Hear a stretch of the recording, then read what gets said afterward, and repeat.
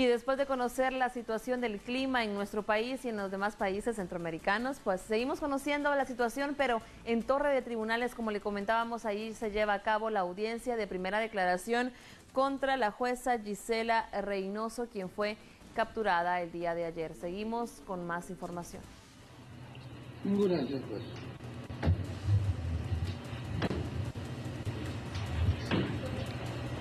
Vamos a la fase entonces si da tiempo, porque la otra audiencia está fijada, no sé si ustedes se calculan, porque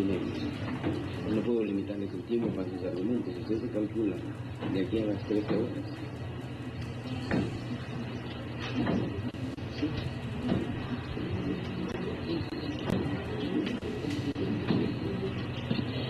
Pasamos a la fase correspondiente que señala el artículo 82 del Código Procesal Penal, en que realicen sus argumentos para determinar si hay elementos o no para vincular a la persona indicada, Ministerio Público.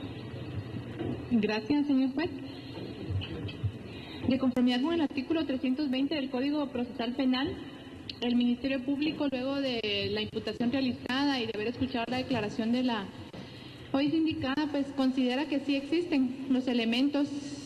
típicos del delito de enriquecimiento ilícito por el cual se ha imputado.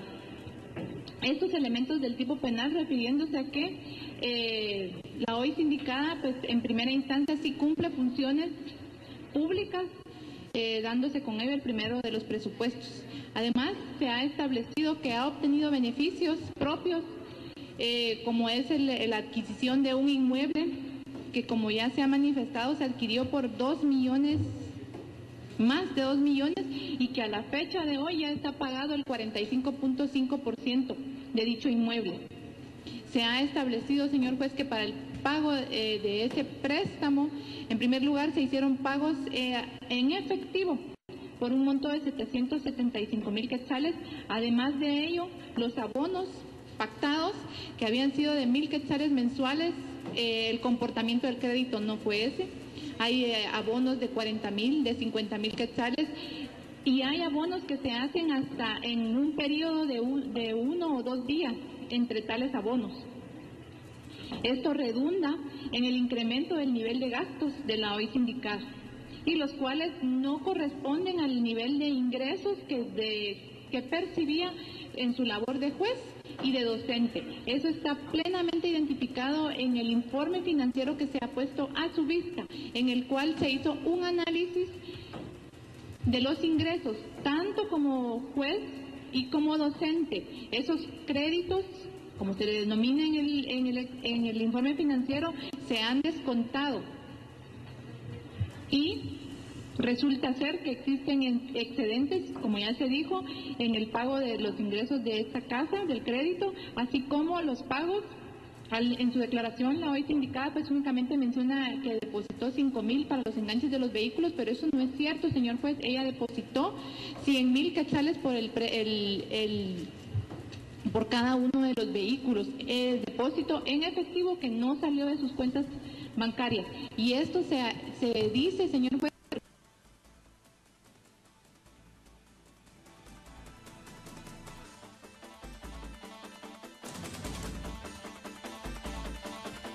Ya lo escuchó usted, esas son las declaraciones. Analizamos de dónde vienen los depósitos. Si son cheques, tiene que estar el cheque endosado y cobrado. Esto no fue así, fueron depósitos en efectivo que no se originaron de las cuentas. De tal suma, señor juez, que existen los elementos del tipo penal de enriquecimiento.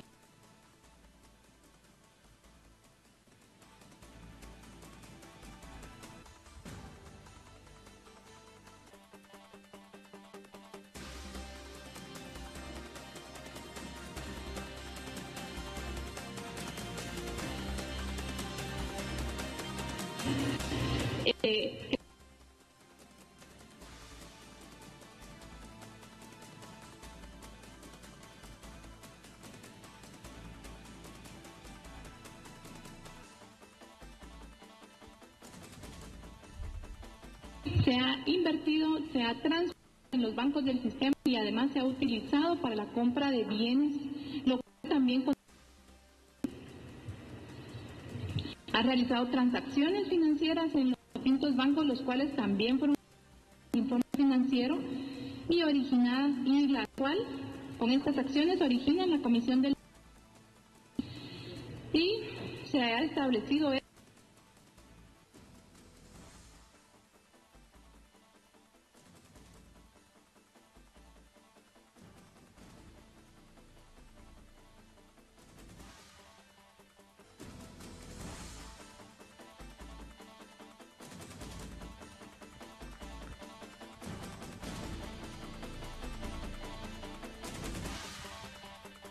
En la información de esta audiencia de primera declaración de la juez Gisela Reynoso, según la Fiscalía Especial contra la Impunidad, Reynoso Trujillo también habría recibido 619,000 en efectivo sin que se conozca su procedencia. Percibido como juez y como docente, siendo un monto total de excedente, como lo hemos podido apreciar en el informe financiero, de 820,000 quetzales con 32 centavos que no. Y esto, sumado a esto, señor juez, hay que hacer el análisis específico de este monto. Son montos que se dan a su cuenta, pero independientemente, los pagos que se hacen directamente a la casa y que se hacen directamente a los vehículos que no se originan de su cuenta. Eso viene también de depósitos. La hoy sindicada, el día de ayer que nosotros realizamos el allanamiento, pues lógicamente nos llama la atención los recibos de las cajas, de recibo de caja extendido por el banco GIT, lógicamente porque en los mismos recibos se expresa que los depósitos son depósitos en efectivo. Si fueran depósitos en cheques, ahí lo expresaría, pero no es así, son depósitos en efectivo los que se han realizado tanto al préstamo como el abono de los dos vehículos. Esto sumado al monto que se excede en sus cuentas bancarias. Y por lo tanto también se da esa tipicidad del delito de lavado de dinero, que pues a criterio del Ministerio Público no debe, este delito es un delito perseguible de oficio por parte del Ministerio Público, no necesita una denuncia previa de la Superintendencia de Verificación Especial, como se ha manifestado por parte de los defensores. En cuanto al incumplimiento del deber de presentar la declaración jurada patrimonial ante la Contraloría General de Cuentas. Señor juez, aquí se ha expresado por parte de la sindicada que ella sí ha cumplido con al presentar en línea estas declaraciones. Sin embargo, señor juez,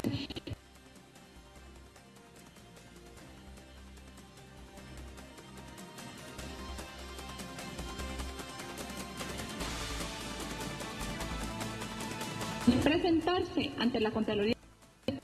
y llenar los formularios establecidos por el afecto, en los cuales usted debe declarar si usted tuvo un incremento en su patrimonio, ya sea que haya adquirido préstamos o que haya comprado cuestiones al contado, cualquier bien que haya adquirido o cualquier deuda, que así lo expresa la Ley de Probidad y Responsabilidad de Funcionarios Públicos, usted lo debe declarar ante la Contraloría General de Cuentas. Este formulario que se ha puesto a usted a la vista no puede sustituir aquella obligación a la que como funcionarios públicos nos encontramos. Y en este punto me quisiera detener un poco y hacer razonamiento en cuanto al objeto de la Ley de Probidad y Responsabilidad de Funcionarios Públicos. Al ser emitida esta ley, uno de sus considerandos específicos, y el objeto específico dice que debe de ser el establecer los mecanismos de control patrimonial de los funcionarios durante el ejercicio de sus cargos. Esto, prevenir el aprovechamiento personal y prevenir que personas al servicio del Estado tengan un enriquecimiento que no está acorde a sus funciones. Es de esa cuenta, señor juez, que los elementos del tipo penal de incumplimiento de deber de presentar la declaración jurada patrimonial contenido en el artículo 419 bis del Código Penal existen. La hoy sindicada tiene funciones públicas, como se ha demostrado, ha incrementado notablemente su patrimonio, específicamente en los años 2012 y 2014, a lo cual, de conformidad con el artículo 20 y 26 de la Ley de Probidad y Responsabilidad de Funcionarios Públicos, se encontraba obligada a presentar, y lo cual omitió dentro de este presente tipo penal no es una acción la que se castiga, sino la omisión que claramente está aquí. Nosotros solicitamos a la Contraloría General de Cuentas el informe de la declaración jurada patrimonial y el cual es parte de los indicios que se han puesto a su vista, en la cual cuenta únicamente con la que ella presentó en el año 2004. Y de tal suerte, señor juez, el Ministerio Público considera que existen todos los elementos del tipo penal y por esa razón solicita que se dicte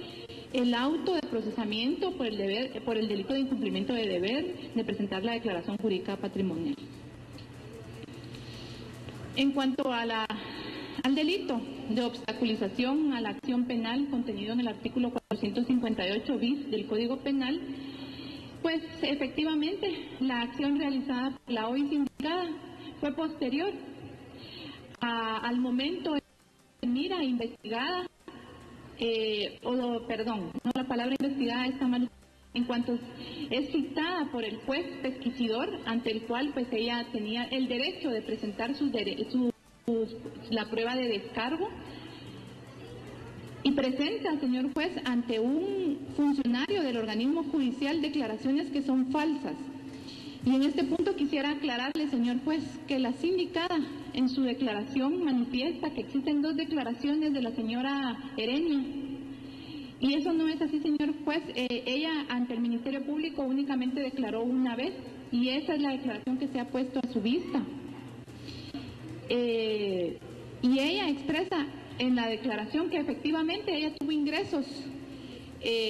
por haber sido víctima de la masacre de las 2 R's, la cual mencionó la sindicada aquí. Sin embargo, también manifiesta ante el Ministerio Público que ese dinero no se lo entregó a la hoy sindicada.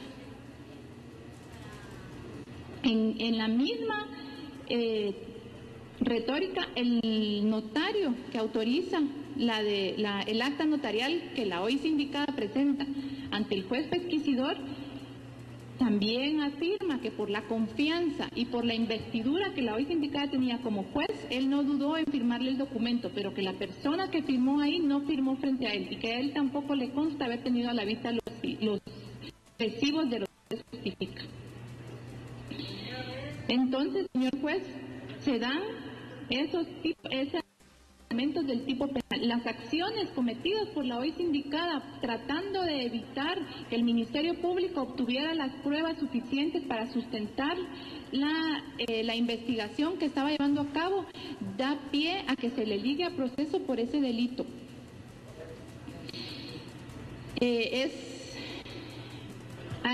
En la declaración que la misma sindicada hace, es increíble la contradicción total que se encuentra al ella manifestar que poseía ahorros, que todo lo que percibía de las universidades lo ahorraba. Entonces, realmente al Ministerio Público no le surgen más que dudas y cuestiones que se deban afirmar en el periodo de investigación del por qué si tenía ahorros, ella hace préstamos para cancelar deudas y para acreditar al préstamo de su casa.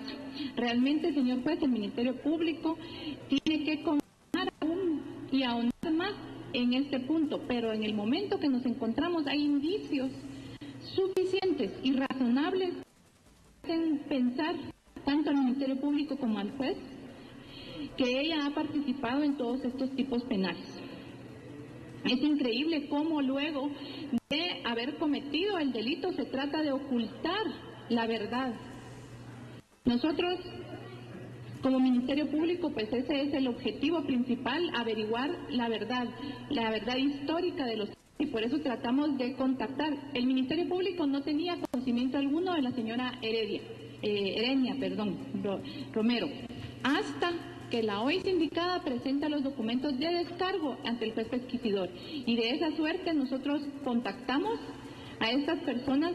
dándonos cuenta que eso no es así.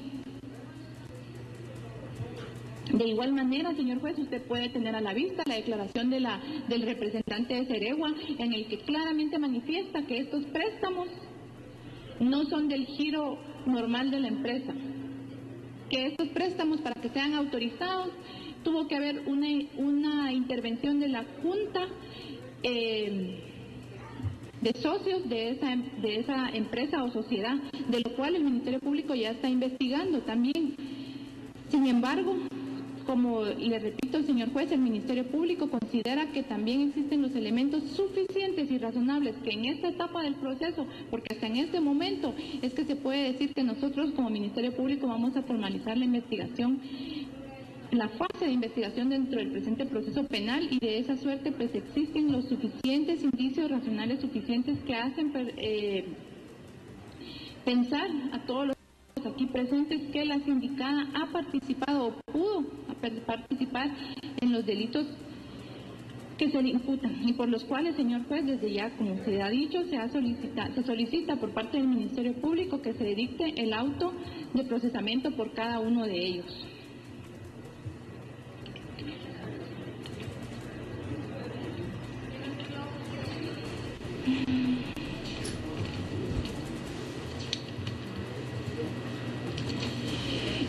Por último, señor juez, solo para terminar la intervención quisiera aclarar en cuanto al delito de incumplimiento de presentar la declaración jurada patrimonial. La sindicada ha manifestado que únicamente sea objeto de una.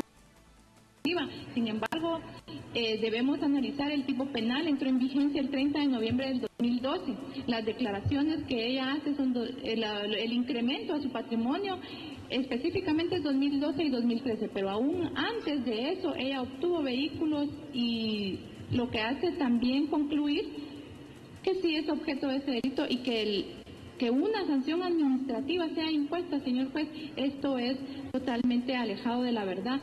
La hoy sindicada, con una investidura de juez como la que ella tenía, pues el Estado de Guatemala demandaría de ella y la población en específico que se cumplan con todas las normas, más conociendo el derecho como bien se hacía por su función pública. Y en ese orden de ideas, pues, señor juez, como le repito, el Ministerio Público solicita que se dicte el auto de procesamiento por cada uno de los delitos de los cuales fue imputada. Únicamente, señor juez. Gracias, Ministerio Público. Tiene la palabra la Comisión Internacional contra la Impunidad. Sí, gracias.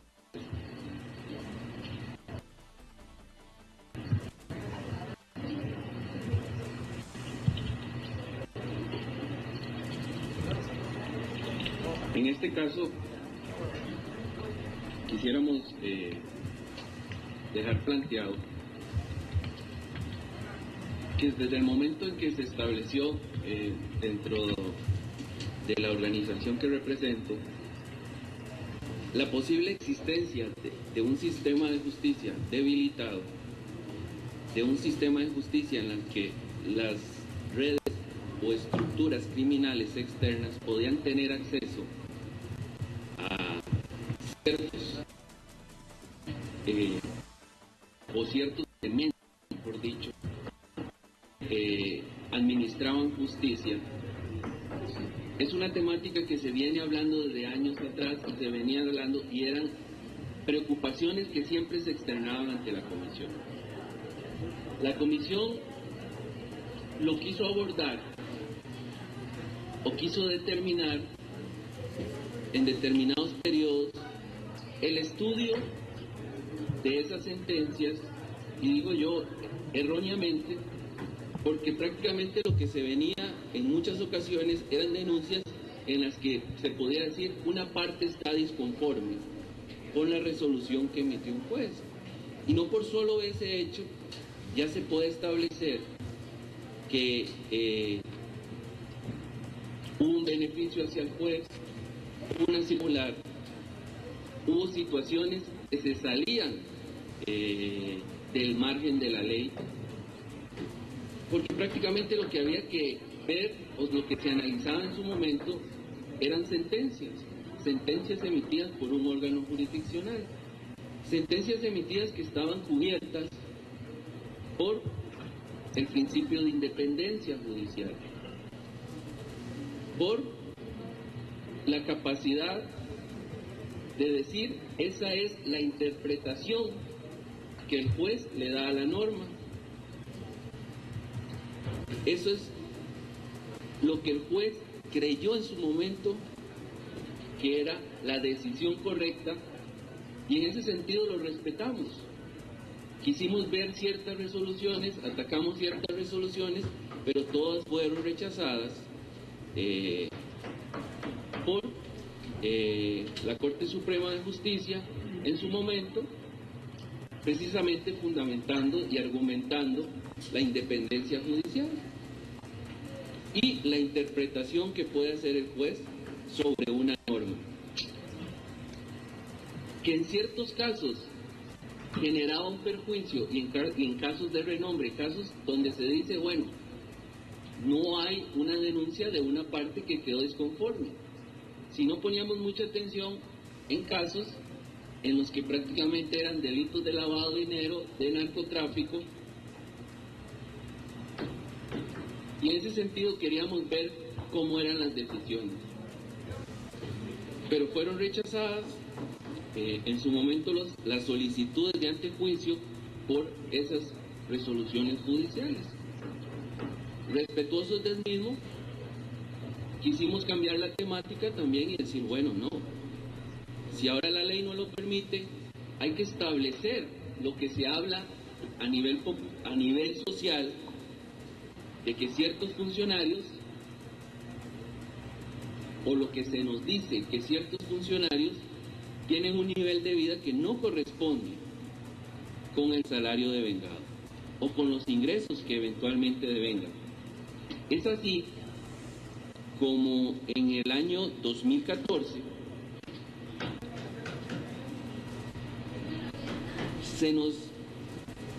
no en el 2014, siempre se nos ha acercado gente a la comisión porque, como digo yo, lamentablemente se acercan a la comisión porque injustamente dicen no creer en el sistema de justicia guatemalteco, el cual nosotros respetamos y decimos una sociedad tiene que creer en el sistema, y para eso estamos aquí, y eso tratamos de coayudar al Estado de Guatemala, de fortalecer las instituciones con el fin de que se crean las mismas. Pero estas personas se acercan con nosotros a dar información, a presentar elementos de hechos o circunstancias para que nosotros investiguemos. En ciertos casos hay situaciones delicadas, y en lo particular yo considero que una situación cuando le vienen a exponer bajo el grado de confidencialidad que nos lo permite nuestro mandato, de que una persona se acerca y está indicando de que hay irregularidades con una juez de la República, de que ha emitido resoluciones en las cuales eventualmente le han permitido recibir un beneficio o un incremento patrimonial porque su nivel de vida que ostenta no corresponde al salario devengado. En ese momento nosotros entramos en una disyuntiva en el cual lo que debemos ver es y analizar como operadores del derecho que somos, una institución más que opera las normas y esas informaciones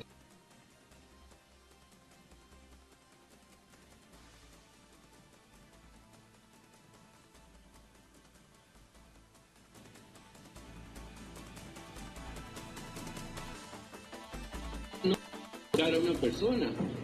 porque bien sabido que eventualmente con el hecho de yo recibir una denuncia o una información sin que la verifique, porque me planto en la idea de que hay un derecho de antejuicio, veríamos muy responsable de nuestra parte ver que una persona estaba viviendo con un nivel de vida que no se lo permitía, al menos el salario que devengaba, presentar un antejuicio y exponerlo ante el ojo público. En ese sentido, quisimos analizar las normas y dijimos, bueno, empecemos una investigación de verificación a ver si lo que la fuente o la información que nos están dando es real, se acreditan esos datos, que eso fue lo que se hizo. Aquí quiero aclarar que en ningún momento durante días o años o hace un año se viene siguiendo a la señora juez, a su familia, porque no es así. Y todo lo que se ha hecho, esas diligencias de verificación, constan en el informe que consta en el expediente, un único informe, donde nosotros, de las verificaciones que hicimos, como nos lo establece la ley, tenemos que acudir ante el Ministerio Público con un informe para que procedamos a ejecutar otros actos, otras situaciones de investigación que ya no podemos hacer nosotros y que debemos ser acompañados por el Ministerio Público. Y aquí consta cómo es que se puede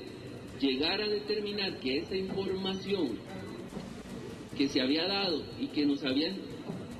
llegado a externar informantes, en el sentido de que el incremento patrimonial de la señora juez Cuarto en el 2013 y el 2014 o del 2012 se podía ver que estaba subiendo y había subido de una manera desproporcionada con el salario que eventualmente devengaba. Y hacemos una conexión con ciertas resoluciones, y ella lo mencionó el día de hoy, hubo ciertas publicaciones respecto a resoluciones en casos de lavado de dinero, de narcotráfico, donde se cuestionó las decisiones judiciales y precisamente calza para esa época donde se empieza a ver ese incremento patrimonial. Es con ello así que decidimos ir ante un juez exponiendo, diciendo, verifiquemos antes de, para poder fundamentar si es que se da o si es que todo está debidamente justificado. Pues hasta aquí quedó. Esa es nuestra obligación. Vinimos con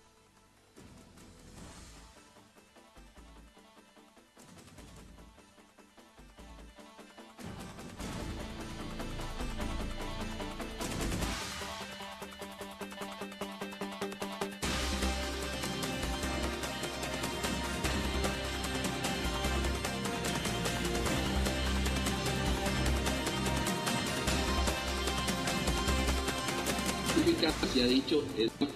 se actuó de manera correcta, de hecho,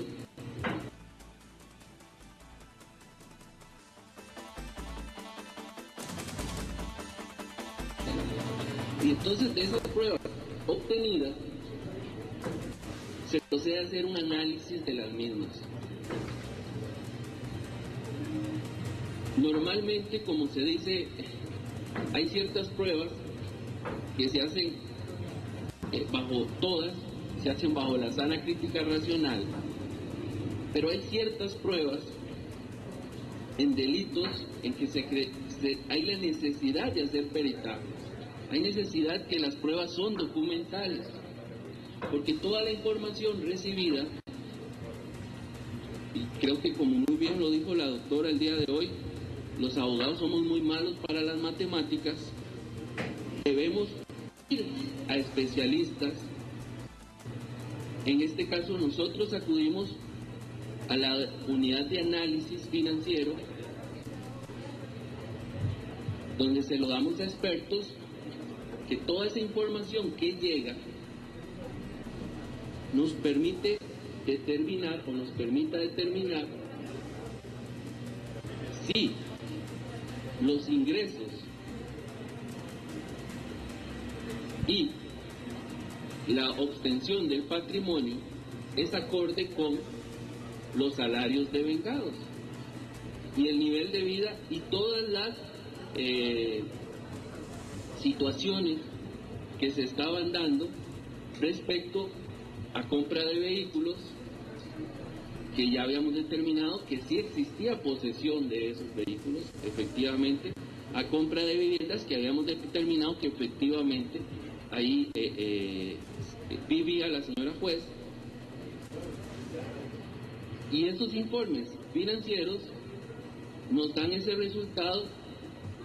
y el señor juez los tiene para analizar, la defensa los tiene para analizar, y por eso es donde nos dice, ok, analizamos y la información es que hay 4 cuentas, 3 de hate y una real. Esas cuentas tenemos que hay dineros en planillas y reportan las cuentas planillas, y el reporte de las planillas son 3. Planilla del organismo judicial, o sea, pago directo del organismo judicial, y pagos por planilla de la Universidad Galvez y la Universidad Rural. Logra determinar cuál es el rubro, y así lo hace el analista, de que esas planillas durante los años 2012 a 2014 le generan a ella un ingreso de 1.372.000.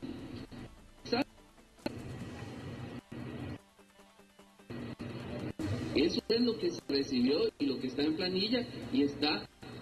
legalmente, ok, perfecto. Pero, y viene el pero, es cuando el mismo analista dice, pero hay dinero en efectivo en no a las planillas, refiero al organismo judicial y las 2 universidades, están siendo ingresados en efectivo o cheques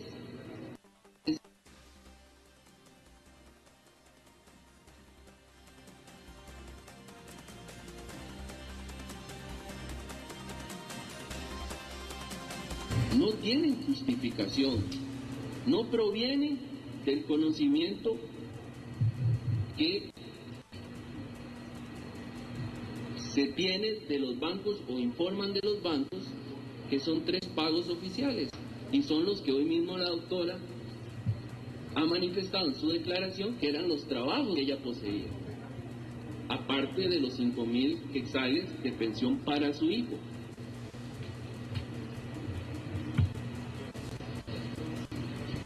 No había otra actividad.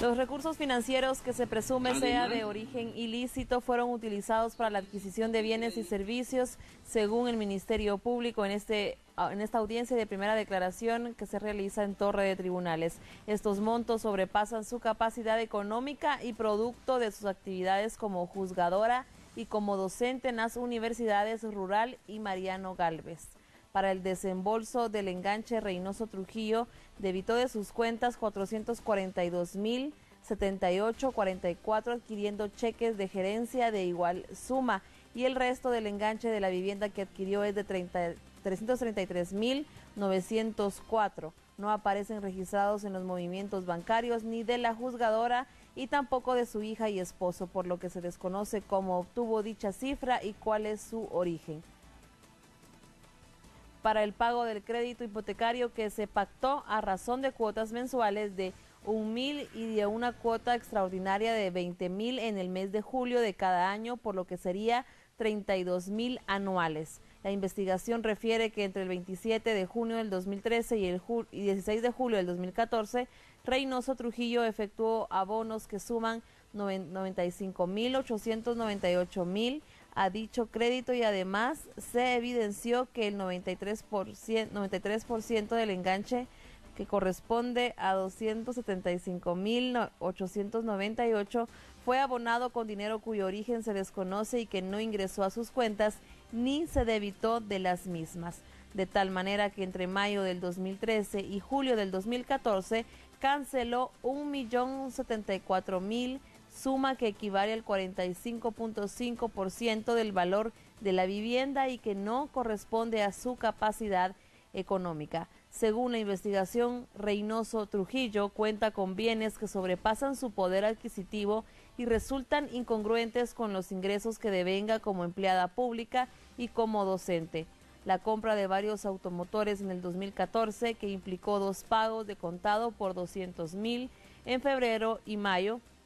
aparecen antecedidos de depósitos en efectivo en sus cuentas bancarias, los cuales no reflejan en los estados de cuenta de su núcleo familiar, de acuerdo con las pesquisas.